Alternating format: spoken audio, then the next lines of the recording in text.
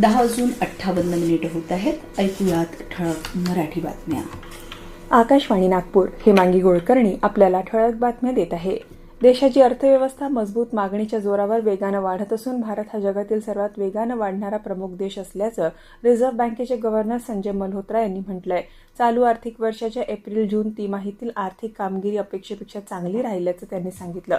Reserve बँकेनं repo दर 5.25% कायम ठेवण्याचा निर्णय घेतला असून आर्थिक वर्ष 2026-27 साठी किरकोळ महागाईचा अंदाज 5.1% 5% कमी केला आहे.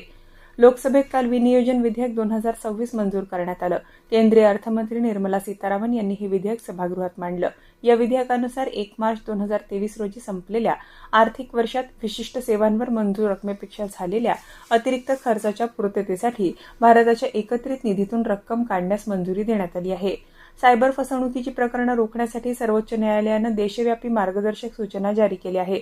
अशा गुन्ह्यांमधून लुबाडलेल्या रकमेच्या व्यवहारांकरता सायबर गुन्हेगार जी बँक खाती वापरतात त्यांना आळा घालण्यासाठी रिझर्व्ह बँकेनं 1 महिन्याच्या आत एक प्रमाण कार्यपद्धती तयार करावी असे आदेश सरन्यायाधीश न्यायमूर्ती सूर्यकांत, न्यायमूर्ती जयमाल्य बागची आणि न्यायमूर्ती व्ही. मोहना यांच्या पीठानं दिले आहे. सध्या सुरू असलेल्या मतदार सखोल पुनरीक्षण मोहिमेत बीएलओंच्या गृहभेटींना येत्या 17 तारखेपर्यंत मुदतवाढ देण्यात आली आहे. याबाबतचा निर्णय काल जारी करण्यात आला. या सखोल पुनरीक्षणानंतर 24 ऑगस्टला अंतरिम मतदार याद्या प्रसिद्ध होणार आहे. त्यावर 23 सप्टेंबरपर्यंत दावे हरकती सादर करता येणार असून 22 ऑक्टोबरपर्यंत या दाव्यांचं निराकरण होणार आहे. 27 ऑक्टोबरला अंतिम मतदार यादी जाहीर होणार आहे. यंदाच्या गणेशोत्सवात प्लास्टर ऑफ पॅरिसच्या मूर्तीवर बंदी घालण्यात येणं शक्य नाही, परंतु टप्प्याटप्प्यानं ते बंद करू असं आश्वासन राज्य सरकारनं मुंबई उच्च न्यायालयात दिलं आहे. प्लास्टर ऑफ पॅरिसच्या 6 फुटांपेक्षा जास्त उंचीच्या गणेश मूर्तींचं विसर्जन समुद्रात करण्याची परवानगीही राज्य शासनानं मुंबई उच्च न्यायालयाकडे मागितली आहे. या संदर्भात पीओपी मूर्ती बनवणाऱ्या काही कारखानदारांनी ही याचिका दाखल केली असून सर्व बाजूंचं म्हणणं ऐकून निकाल देणार असल्याचं न्यायालयानं सांगितलं.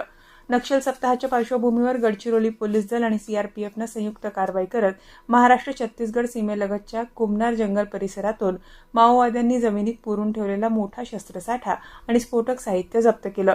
दरवर्षी नक्षलवादी 28 जुलै ते 3 ऑगस्ट या कालावधीत शहीद सप्ताह साजरा करतात. त्या अनुषंगानं पोलिसांनी 31 जुलैपासून विशेष शोध मोहीम राबवली होती. एकूण 14 अग्नी शस्त्र जप्त करण्यात आली आहे.